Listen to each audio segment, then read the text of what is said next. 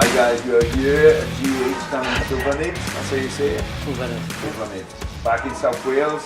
Cold, no more shorts on. Got my jogging bottoms, my hoodie. Got my man, my coach James Llwellin.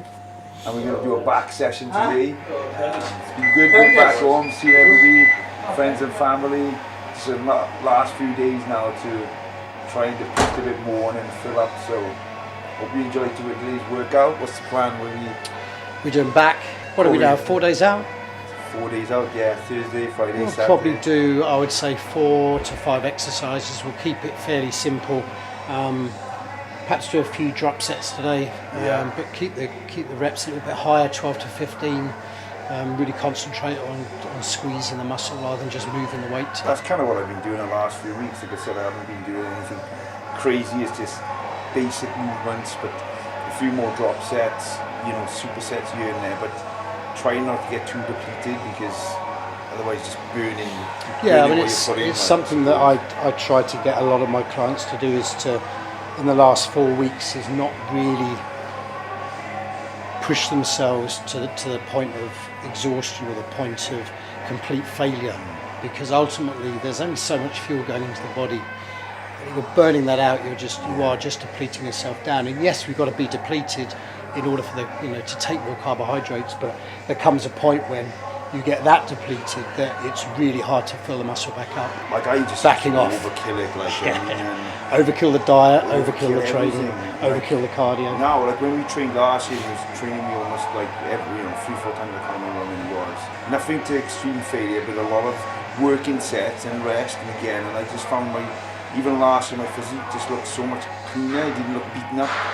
In the past, it would just look like more messy. And like you said, it's just mentality is trying to get out to that where what's actually needed in the off season. I suppose with the food high, you could probably get away with it, but when you're in a depleted state and you're doing cardio and you're just trying to maintain then. So. You can use those extra sets and those extra reps and the squeeze and the kind of isotension, isometric movements as well to kind of bring out more detail, to also burn a little bit more body fat as well. But I think going back to when you stepped off stage last year, obviously you got second place at the PCA Finals, and I think my words to you were that you would never beat Jordan. The biggest limiting factor in your physique is your midsection, because if you look at all of the great bodybuilders, they have very tight midsections. Width-wise, their waists are smaller, and also from the side. But that was the one area that I said that we needed to work on this last year, and it's seeing you yesterday, or when was it, Monday for the first time. It's I haven't seen Chris for 12 months, 11 months. Even probably stripped down longer than that, is it? Yeah. Because we did the off season, but the competition was ended last June. It's just been 18 months. But one of the biggest things and the biggest nice surprises that I saw in your physique this year is how much your waist and your midsection has come down. Once we stepped off stage, one of the best ways to do it is with a waist trainer. Yeah. Also to not be pushing the food too hard, not be pushing the supplements too hard, especially the oral supplements, which a lot of guys do. It's something that we've completely taken out of the equation now. And, it's made a massive difference, and so much so that I really do believe that this year we have a chance of winning. And it's. I feel good. It's amazing what difference those few inches off the waist make to a physique. The legs, the quads, they look more rounded. We've got more sort of lateral size in the quads. We've cut out, like you said, a lot of things that not going to affect them negatively. But even you just constantly reminding me of what I need to work on has made me conscious, or anything is just being upset in my gut, I take it out. Any movements I felt like I distended, I thought, okay, that's not for me. I've been wearing my waist trainer for 8 hours a day, every day. My belt, it's easy to put a t-shirt on and let the stomach just hang out. Yeah. It's laziness, but I've been really trying to get my transverse abdomen stronger, and I can control it really well now. And I think that's the main thing. It's not just having the control on stage, but having the control just in general life.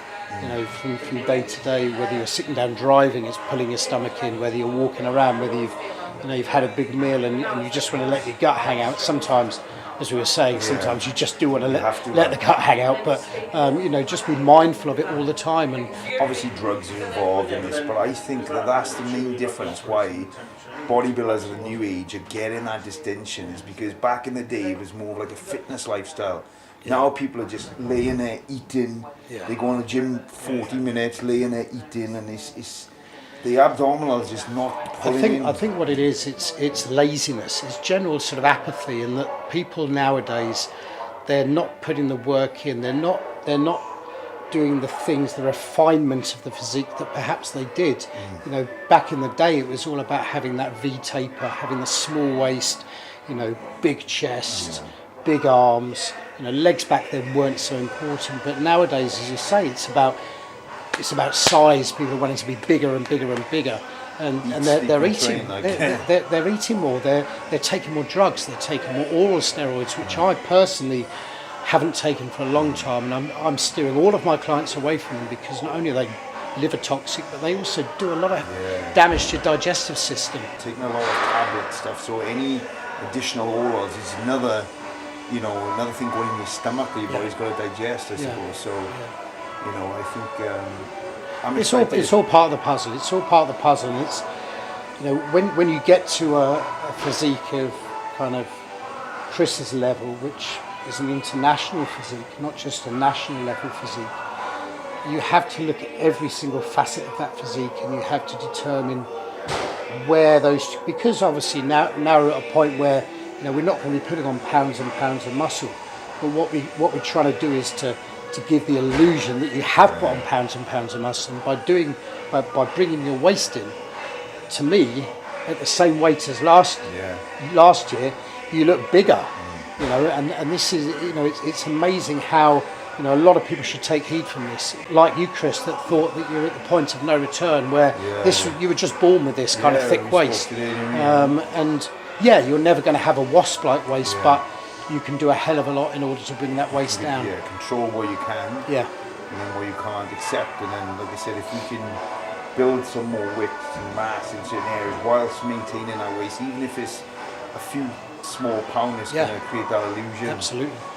100%. And pausing as well, I think, is massive, where, like, not just it in mandatories, but like you said, back in the day, there was more artistic, keeping that midsection in transitions and so on. And that's kind of what I've been doing a lot more this year, as prep has got progressively closer. I've been trying to not just hit my pauses, but be really mindful of my transitions, and it's just really out my abdominal control. So. Hopefully it'll be the same on stage. Well, we could talk all day. Should we get training? Let's do it, man.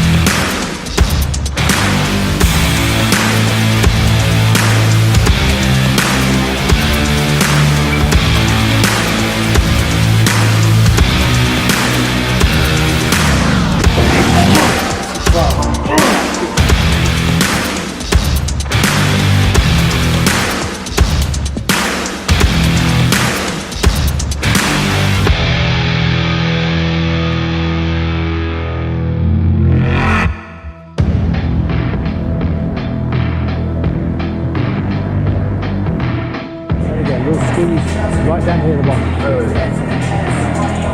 Squeeze. Good, nice squeeze.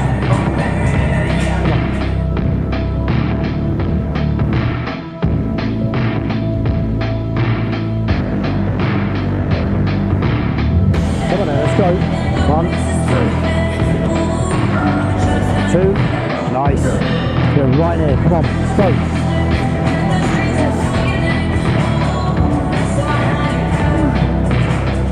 Come on, 3. Good, and again. Another one, mate. Come on, squeeze. Good. Set. Right, last set. I want you to do both together, right?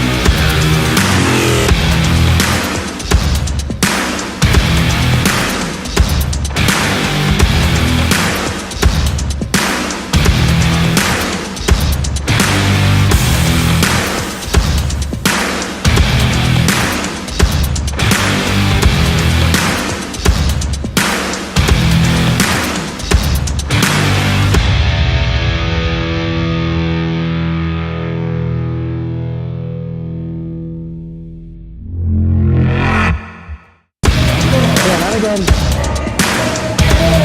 One more. Come on.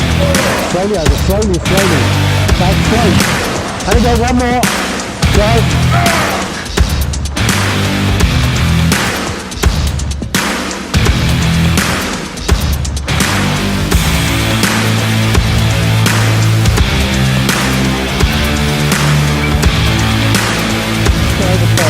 Then mid power with the foot kick. Then get the weight more. There we go. Squeeze. Perfect. Right here. Good. Good.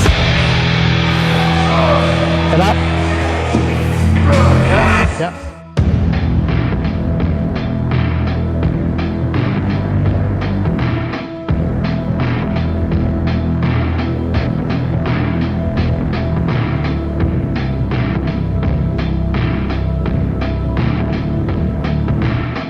3, 4, 5. Good, Chris. Come on.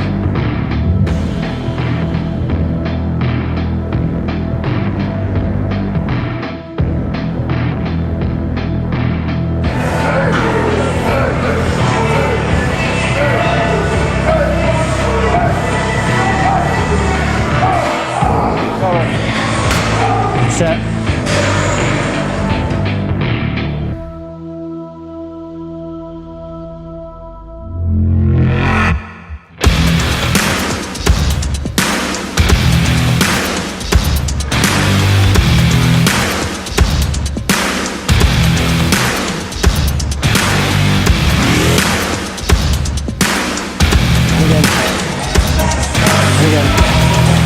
Two more. And again. Set.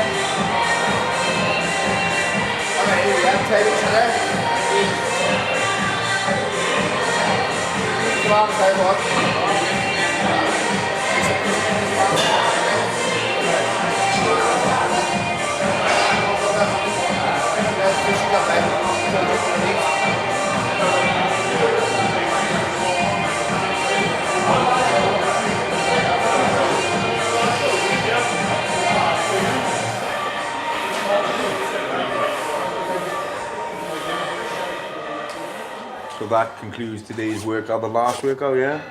Last workout. Well, before. the last proper workout, we'll be doing a depletion workout with you on Saturday before your for your load. Yeah, so we've tried, you know, different things over the past, and I've tried anyway, of finding what works for my body, and eating traditional and clean and trying to get the carbs in just doesn't really do anything for my body. So we experimented a bit last year, didn't we? I mean, last year we had, how many shows did we do? 3, was it? 4. 4 shows altogether. And the year before. What I tend to do with most of my clients, I don't generally do a conventional depletion and loading phase, only because although it can work, it can also backfire massively as well. It can cause a lot of gastro stress, and any kind of gastric stress 2 or 3 days out, or even the day before a show, isn't good. 99% of the time, don't use any diuretics at all with my clients. Never really have those to fall back on. And you start using diuretics, you've then got a real balancing act between salt, sodium, potassium, water, and things can spiral out of control and go very wrong very quickly. So what we decided to do with Chris was to experiment with a fairly high carb intake at the start of the week. This is the last week leading into a show. So on a Monday we'd have a fairly high, this is a Saturday show, we'd have a fairly high carb day, probably 600 grams of carbs. The following day, which would be today because we're doing a Sunday show, we dropped it down to 400 grams, didn't we? The day after then down to 2, which is today. Yeah. And then tomorrow we'll drop it down to 100 grams of carbs. Throughout this whole process, the proteins and the fats stay exactly the same. We're on a very low fat diet at the moment with Chris. Basically just turkey, isn't it? Turkey, egg whites and white fish. Well, turkey this week, but up until this week, yeah. So we've got very, very little fat going into his body at the moment. So his body's turning that over pretty quick. Then Saturday, which is the night before, the day before the show, we go 0 carbs. We have no carbohydrates at all. Again, protein, fats remain the same. Throughout the week then we'll be increasing water, so we'll start with, say, the base of, say, 6 litres a day. Chris lives in Dubai, obviously, where the temperature is in the 30s, 40s and 50s throughout most of the year. Air conditioning as well, so he's getting dehydrated very quickly. So guys over here might drink 4, Chris has to drink more, so 6. He then increases water daily throughout the last week by around about half a litre a day leading into the show.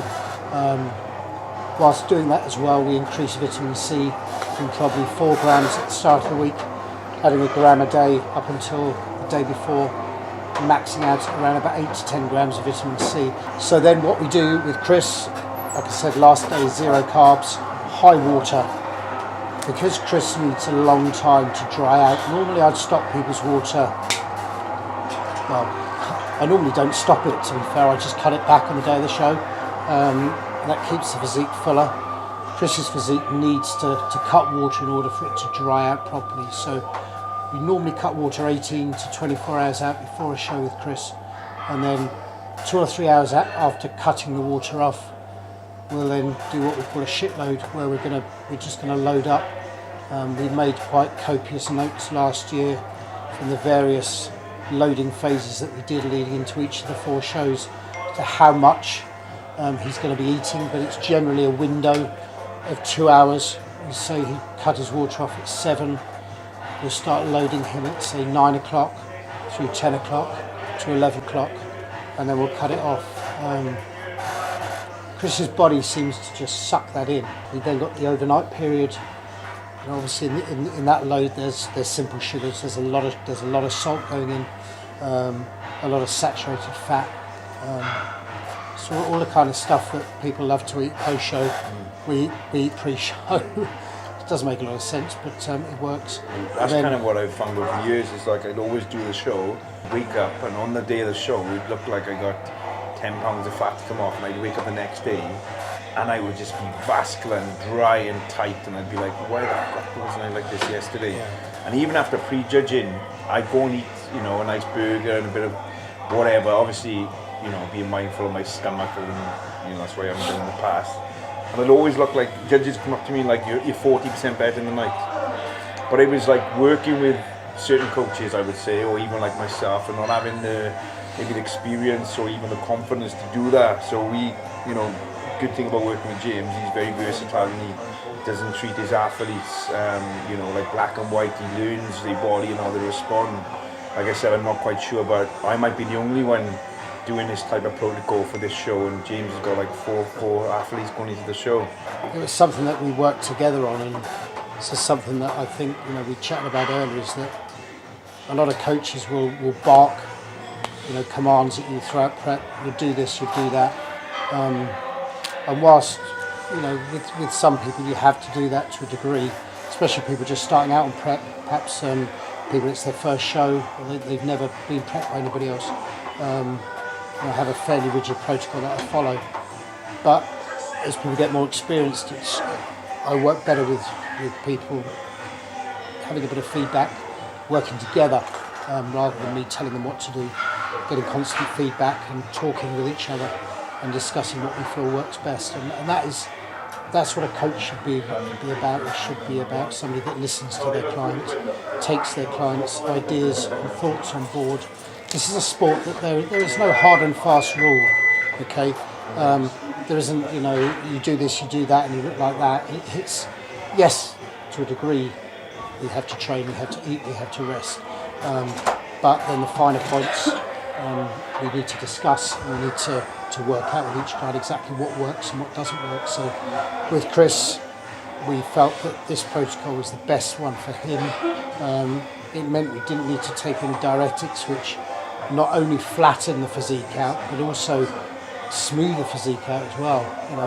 A lot of people make the mistake, they think they're holding water, but in fact, they're just flat, and they need to drink actually more water and eat a bit more food in order to fill out and dry out. But with Chris on the day of the show, we're very mindful of his stomach and his midsection, especially this year. He's pulled it in quite a lot. So we're just going to very, very light food on the day of the show. So he's going to be hungry.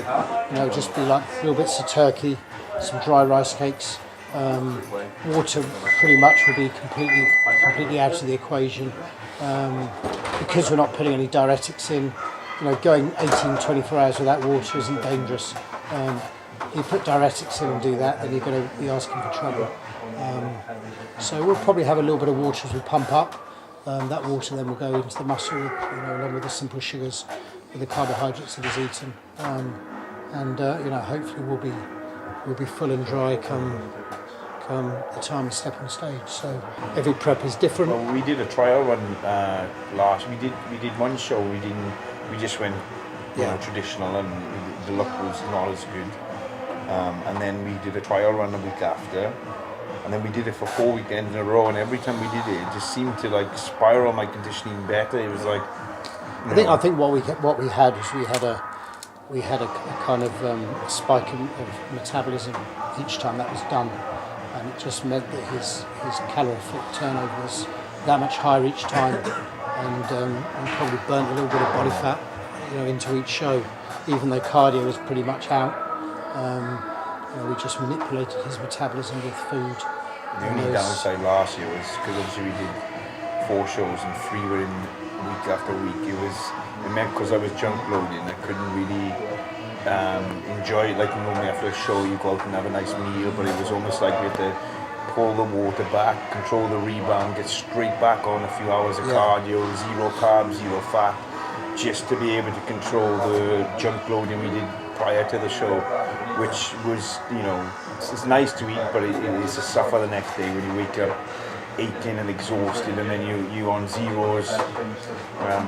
But you got to do what you got to do, I suppose. You have to result, and the food's going to be available, long gone, long there after the show is done. So and it may be the fact that we do that this time as well, because you may well do the NABBA England the week after the PCA final. You're going to do it. So again, Chris is going to be going 0 carbs on the Monday.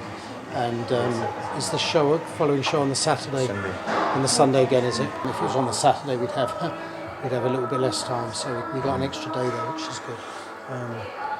Hopefully it'll work even better for that show. I'll see. Thank you guys. Hope you enjoyed. We'll get another video for next week and try and document some of the British finals as well. So stay tuned. Thank you, James.